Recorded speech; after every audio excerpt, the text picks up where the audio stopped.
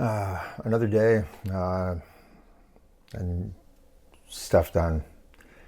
Not as much stuff as I want, but again, thinking a lot's going to get done is a bit more ambitious than I think I am. Again, I get mad at myself because this stuff isn't getting done by itself. I did have some possible wins. Again, as you can see behind me here, this is my hallway. These are boxes that some of these haven't been unpacked since we moved to France. We had things in storage. We had stuff from memories from Melissa's parents, memories of, actually, it shouldn't be memories from my mom because my mom was supposed to move with us. So that's a whole nother series of tragedies, but which were different. And my mom, actually, who was amazing, is a great mom. Again, definitely one of my favorite people ever. But she was scared, and she was in her late 60s, about to be 70, and she was giving up everything. She was going to come to France with us. We convinced her that it would be a great life. She'd have more here. She had enough, again, her money would stretch. She'd get to travel. She could do it. Again, we had the whole thing mapped out. And then on the day of, the night before, I guess we had a going away party, just a small one. And then we went to the airport the next morning, and she seemed okay, but she didn't get much sleep, and she never got much sleep. She was a pretty much an insomniac for a long time. So anyway, she was acting a little strange, a little tired. And these are things I noticed. I noticed stuff in retrospect. Again, this is interesting. Because grief, everything basically at one point or another is retrospect. This piece that I've got in retrospect versus the storm I'm in the middle of right now. So anyway, I'll try to wrap this up. My mom part up, which I'm only bringing up because of this, and it just kind of randomly came up. So we get on the. We're waiting for the plane early in the morning, and we've got two dogs with us, so two small dogs, and it ends up. She's acting really strange. I'm thinking, oh, again, it's because she's had no sleep and whatnot. And she's also type 2 diabetic, but I didn't think that had anything to do with it. So anyway, we get onto the plane. The stewardess was nice, and she lets us on early because I told her that my mom hadn't really slept, and she's very tired, and she's older. And so we get on the plane. She goes to the bathroom, and the plane's loading, and nothing. And it's like she's not coming back. I'm like, okay, this is starting to get strange. So I asked the flight attendant, can you do me a favor? My mom went back there. Can you check? So she checks. She knocks on the door, and nothing. So she comes back to me. Now I'm worried. I just jump out of my chair. I go there. I start knocking on the door. Nothing. She opens the door for me. My mother's slumped there. I'm thinking, oh my God, maybe she had some kind of insulin thing or maybe diabetic thing. And so they call the paramedics. Paramedics come. My mom's there. They take her out. I have two dogs. I have to leave them with the gate agent, who is very, very nice. And so I follow them out, get into the ambulance, no idea what's happening. I'm just thinking that, okay, well, this is probably some kind of diabetic thing. Let's get a shot of insulin, and we'll probably catch the next flight or two, maybe tomorrow at worst. And so I call up a good friend who's a paramedic, and he just says, oh, okay, because he's expecting me to be in the air at that point. And he said, what's going on? I'm like, well, I'm in an ambulance. Said, why? And tell him what happened. Basically, just tell me who's sitting next to you, and I'll know who to talk to. And I told him, and he automatically called the people in the back. And just as this is going on, I thought I heard the word stroke. And so now I'm starting to freak out. I can't be. I couldn't have heard that. She couldn't have had a stroke. Turns out she had a stroke. Luckily, we were about 5 minutes from one of the better stroke centers in the country in Phoenix. But when we got there, the stroke, they said, was massive and had caused a lot of damage, and they could have saved her life, they said. Right? But just keeping her alive was not what she ever wanted. We'd always discussed what would happen if any of us, Melissa, me, and my mom, if any of us got into a situation where our lives would be irreparably damaged. as far as for what we're used to, especially at a later age. So I had to make the call and have them not save my mother's life. I had to. This is something you just think it would be academic, but it was real, and I had to make that choice. And I know I made the right choice because there was no ambiguity. My mom and I had discussed this. Melissa and I had discussed this amongst ourselves. Still, just discussing it is one thing, but actually having to do it's a whole other issue. So they took her off everything, and she didn't wake up, and she passed away 3 days later. I was surprised that she lasted 3 days, but 3 days later she passed away. And that was, to that point, the worst thing that had ever happened to me. I love that woman so much that I couldn't even describe it. But it's interesting how the grief was different in that situation than it is right now. And it's just an interesting 3 years. Right now, bookended by the death of the two women, the two human beings that have meant more to me than anything else ever. And yeah, so, okay. So back to now. Sorry for the off topic. It's just part of this whole thing.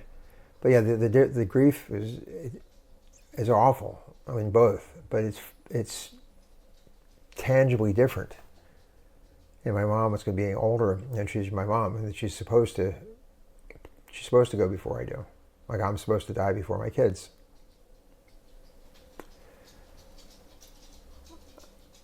And I'm hoping not to do that anytime soon now. Again, as I mentioned in some past videos, that I've thought about it. Again, I've welcomed it. I'm still not, to be absolutely honest, there are times I still, again, the thought comes in, but it's less now about me thinking about how I'm going to do it. But I get a cough, and I'm thinking, well, it was a cough was the only sign that we had that Melissa was sick. And the cough ended up being, again, it was the only sign, and 28 days later, well, I guess she had the cough for a while.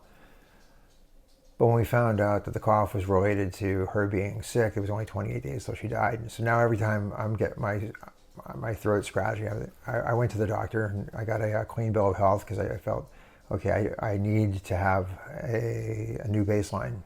And so I can also reassure my kids that I'm not going to die anytime soon. But I thought Melissa was healthy too. And again, she had gotten checked out 6 months before that, and she was fine. So again, just me having a clean bill of health now doesn't necessarily mean anything. So I get a cough out of nowhere, and suddenly I'm thinking, oh, like maybe I've got the same thing that she did. And in a way, I'm like secretly, again, I'm telling you, so it's no longer a secret, but it's a secret to my family. That I secretly hope that there's something wrong, and that I can just ignore it and till it's too late. I did my part. I went and I got checked out. I went got my stamp of good health, and now if something were to happen like that, at least I could feel in a way that I tried, or at least I didn't. That said, to go back, I don't really want. I don't know what I want. Like on one hand, I really do want that. And a completely different, I don't. I want to get through this. I want to get this. I want my kids to see that fighting and getting through is a worthwhile goal. I would not want them to give up. I didn't want Melissa to give up. So who am I to give up?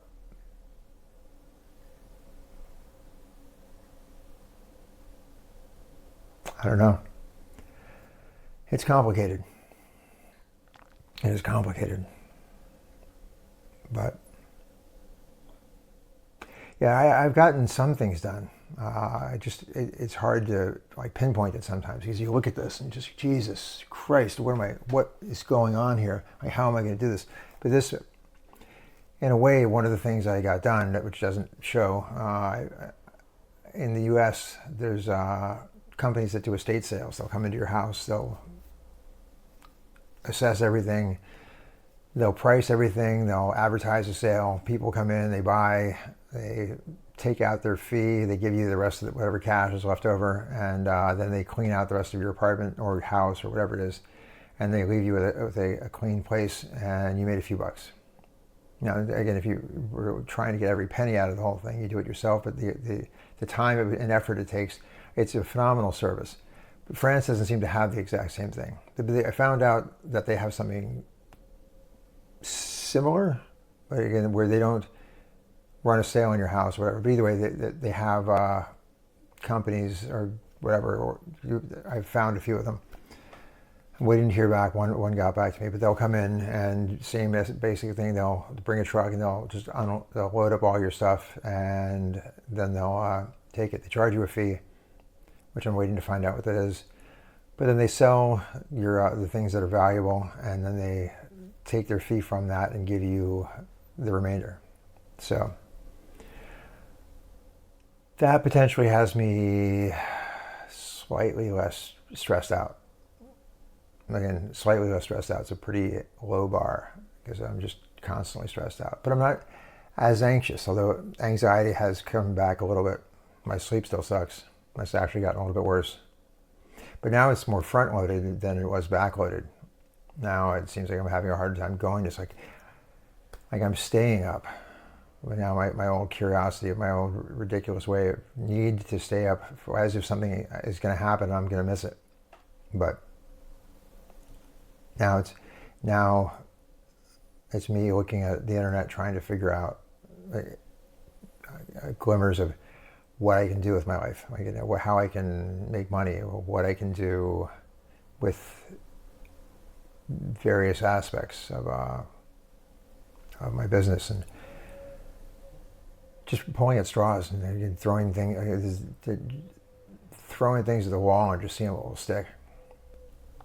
So, yeah, again, I still have absolutely no real idea, but I've got ideas, like little glimmers of the possibilities of something maybe good happening.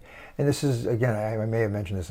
If I'm repeating myself, it's because I'm repeating myself, because I don't know. I'm not taking notes. But I get these glimmers of hope and optimism. I keep wondering where they come from, because the reality around me doesn't seem like it deserves that. But they come nonetheless, just in the same way that the bad, actually not as frequently and not as persistently as the dark thoughts. But these other ones do come. In a way, even though it's hard to hold on to the hope and the optimism from moment to moment, it does come back. And sometimes I have to tell myself that you had it. It was there. It's kind of like the idea of no, and I think I probably use this analogy too, because I've thought about it a bunch. I'll be on the phone talking to a friend, and they'll give me an idea which will make me think of a path that can lead me out of this whole thing. And so then I end up not excited, but again, hope. And I think, wow, that can happen. I can do that. I can get out of this forest. And then I look away and I turn back, and the trees and the weeds have grown over that path, and I have no idea where that path is. But the only thing that actually lets me have the chance of getting a continuous hope is I know that path was there. I saw it. Was it a good path? I don't know. I don't know where it leads, but it was a path. And right now I've got the memory of paths. I've got the memory of paths, and the memory of paths is better than never having seen one. So at least I know that there's a way out of this. And I know that people have done this for a bazillion years before me. Again, I'm just as new to this whole thing. And I'm assuming if you're watching this still or at all, that this probably resonates with you. But again, if you saw a path, just remember that there is a path. You saw it. Even if you can't find it right now, it was there. And it'll show itself again. It will show itself. And I say this as if I really know. I say, yeah. So everything I say you have to take with a grain of salt, because I'm in the middle of this. I've decided that yes, I am going to release these. In the beginning, I had no idea. I was doing it for catharsis. But now I think this could possibly be helpful for people that just need to know that it's ugly, it's messy, and they're not looking for somebody to just tell you it's going to be all right. Because I don't know how do I know it's going to be all right? I don't know what's going to happen in a minute from now. I know that I've managed to get through a series of days, because it's July 19th, I think, and that means in 8 more days, Melissa will have been dead for 2 months. And at moments it seems like she's been gone for years, and other moments it just seems like she's going to walk in and just hug me. I know that's not going to happen. But again, there's nothing normal feeling about this still. We're getting close to 2 months, and still my head is everywhere. Yeah, I know the common lore would be, okay, suck it up and get your shit together and get this done. And as I know, it's not going to get done for me, as much as people are trying to help me and people want me to succeed. They can't do this for me. I have to do it for myself. And I believe that I can. And again, I don't know what that belief is based on, because it just seems like I'm not proving it to myself right now. It just seems like this idea of getting through this, and this somehow not looking like this is going to happen, but yet it's still here. It's yeah. I don't know. Again, with the affirmations, I want to believe that I'm stronger than I think I am, because Melissa had told the doctor, my husband's stronger than he thinks he is. And I just hope if she's looking down that she still believes that. I hope I'm not just making her shrug and go, how could I have left my kids with him? Because I won't do the same thing.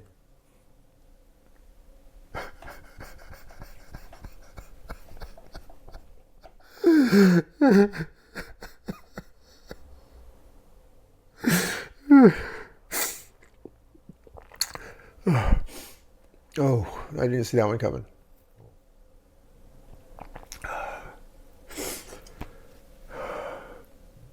I wonder the same thing.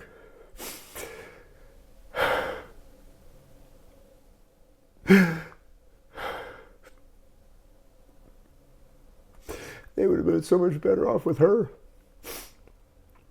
I would trade every day.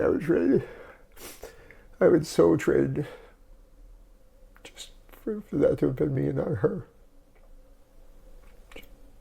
I don't know if she would have handled it better. I know that, but I think that she would have. She was strong. Again, she was stronger than she thinks she was. But,